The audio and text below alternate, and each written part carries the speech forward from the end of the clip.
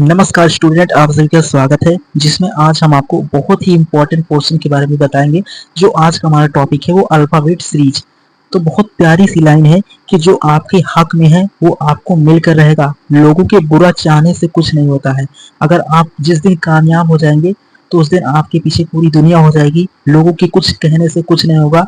बस अपना फोकस 100% अपने अपने टारगेट पे रखना, तो दुनिया आपके बारे में एक दिन खुद जान जाएगी। मेहनत ऐसे करना ताकि कामयाबी भी आपकी शोर मचाए। तो बढ़ते हैं, आज का जो हमारा फोकस है, टारगेट है कि अल्फाबेट सीरीज को किस तरीके से हम फाइंड आउट करते हैं, क्योंकि यहाँ से एग्जाम में 2 से 3 क्वेश्चन हर एक एग्जाम के पॉइंट ऑफ से बनता है और बहुत ही इंपॉर्टेंट होता है। तो फोकस 100% रखना। आप 10 से 15 सेकंड में लास्ट तक करने लायक हो जाएंगे इन क्वेश्चन को, क्योंकि ये क्वेश्चन बहुत ही इंपॉर्टेंट होते हैं। हर एक एक मॉक में देखेंगे तो आपके हर एक एग्जाम के पॉइंट ऑफ से इंपॉर्टेंट होगा। जिसमें भी अल्फाबेट सीरीज के क्वेश्चन बनते होंगे उनके एग्जाम के पॉइंट ऑफ से बहुत इंपॉर्टेंट होता है। तो इन 2 लाइनों के साथ हम अपने टॉपिक को शुरू करते हैं। बस फोकस आपका 100% रहे ताकि आप क्वेश्चन को बहुत इजीली, यानी कि उस पैटर्न को समझ सके। पैटर्न समझ जाएंगे वो हजारों क्वेश्चन की प्रैक्टिस कर पाएंगे। तो शुरुआत करते हैं, वो पैटर्न क्या है उसके बारे में आपको समझना होगा। तो जैसे पैटर्न आपका ये है फर्स्ट क्वेश्चन, क्योंकि क्वेश्चन के थ्रू कराएंगे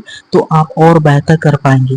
तो जैसे फर्स्ट क्वेश्चन का फर्स्ट सीरीज का जो लेटर है वो वी है और बी की प्लेस वैल्यू कितना होता है 2। ये आपको लर्न होना चाहिए कि हर एक लेटर की प्लेस वैल्यू आपको क्लियर होना चाहिए।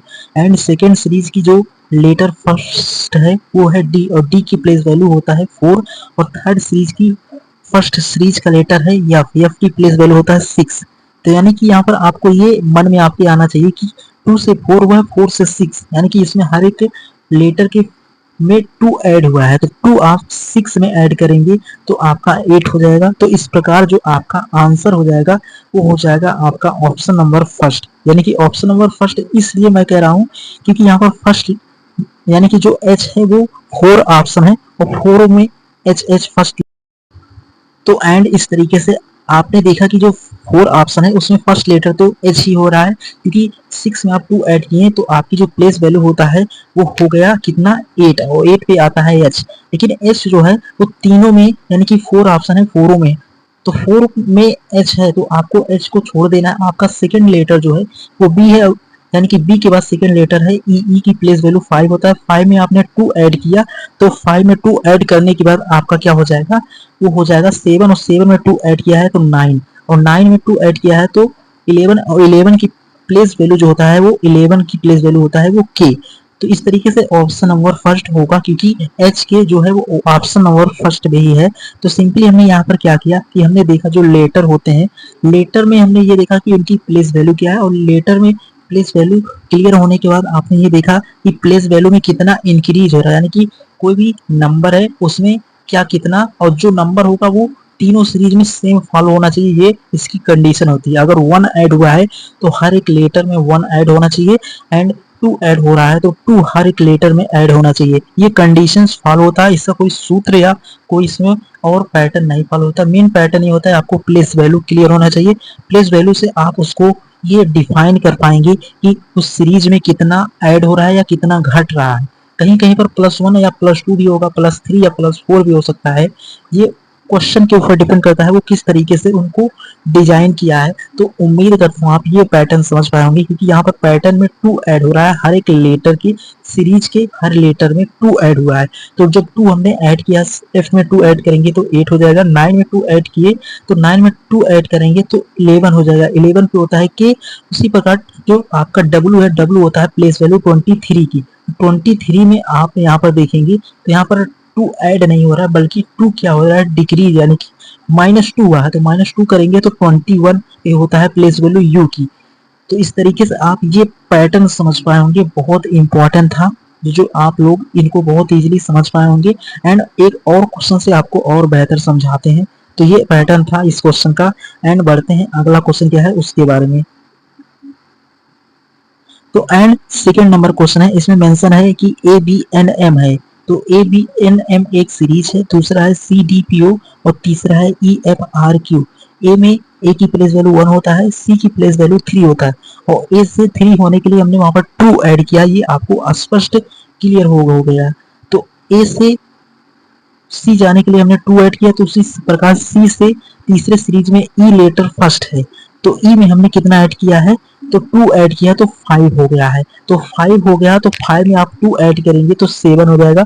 लेकिन 7 की कंडीशन जब आएगी तो 7 की प्लेस वैल्यू कितना होता है, जी, और जी तो आपके 3 ऑप्शंस में है। तो आपको ये देखना है कि जैसे ये जो तीनों ऑप्शन है, यानी कि इन दोनों में तो जी एच और जी एच, लेकिन एक ऑप्शन नंबर डी जो है उसमें आपका आई जे वी डब्ल्यू है, तो आप उसको बहुत ही इजीली एलिमिनेट कर सकते हैं, क्योंकि इन तीनों के जो चांसेस है क्वेश्चन के आंसर होने के वो 19% है, 10% उसमें हो सकता है, बट यहाँ पर आपको ये देखना है। उसके बाद अगले लेटर को भी देखेंगे, तो अगला लेटर सब में जी एच एंड इस तरीके से आपने 14 में 2 ऐड किया 16 में, और 16 की प्लेस वैल्यू 16 होता है, 16 पे आपका पी है। उसी प्रकार पी में आपने फिर 2 ऐड किया तो आपका 18 हो गया, 18 यानी कि 18 में आपकी जो प्लेस वैल्यू होती है वो आर की होती है। तो आपने ये पैटर्न समझ लिया कि यहाँ पर हर एक सीरीज के तीसरे लेटर को मैं इसलिए डिफाइन करने के लिए, क्योंकि जो 2 लेटर्स हैं वो हर एक ऑप्शन यानी कि 3 ऑप्शन में सेम है, तो 3 ऑप्शन तो किसी भी क्वेश्चन का आंसर हो नहीं सकता। तो हमने देखा यहाँ पर तीसरा जो लेटर है वो डिफरेंट है तीनों सीरीज का, तो तीसरे लेटर का जो मान है वो 14 है। 14 की प्लेस वैल्यू कितना होता है, एन, एन में 2 ऐड किया तो पी यानी कि पी की जो प्लेस वैल्यू होती है वो 16, 16 में आपने 2 ऐड किया तो 18 हो गया, 18 यानी कि 18 की प्लेस वैल्यू, 18 की प्लेस वैल्यू जो होती है वो आपका आर होता है, और आर में आपने 2 ऐड किया तो आपका टी मिल गया, और टी की प्लेस वैल्यू कितना होता है 20। तो सिंपली आपको ये क्लियर हो गया कि जो टी है वो ऑप्शन नंबर फर्स्ट। तो उम्मीद करता हूँ आप सेकंड क्वेश्चन को भी बहुत इजीली समझ गए हैं, बहुत ही इंपॉर्टेंट है। एंड बढ़ते हैं एक और क्वेश्चन के बारे में, आपको डिटेल में डिस्कस करेंगे। जितना ज्यादा क्वेश्चन की प्रैक्टिस करेंगे उतना ज्यादा ये क्वेश्चंस की कंसेप्ट आपके माइंड में सेट हो जाएंगे। जैसे तीसरा है, इसमें ए हर एक सीरीज के फर्स्ट लेटर में है, तो आपको उसको क्या करना है, उसको क्या करना है, एलिमिनेट करना है। सेकेंड लेटर पे आपको जाना है, जो सेकेंड है वो ए है, लेकिन सेकेंड का जो सेकेंड लेटर है वो सी है, तो यानी कि ए सी ई जी है। तो यानी कि आप देखेंगे ए की प्लेस वैल्यू 1 होता है, सी की प्लेस वैल्यू कितना होता है, सी की जो प्लेस वैल्यू होता है वो 3 होता है। तो आपको क्या करना है, 1 से 3 में जाने के लिए 2 ऐड किया है, तो यानी कि इस सीरीज में भी 2 ऐड हो रहा है। तो जब जी में आप 2 ऐड करेंगे तो कितना हो जाएगा 9, और 9 पे ही आपका आता है 9 की।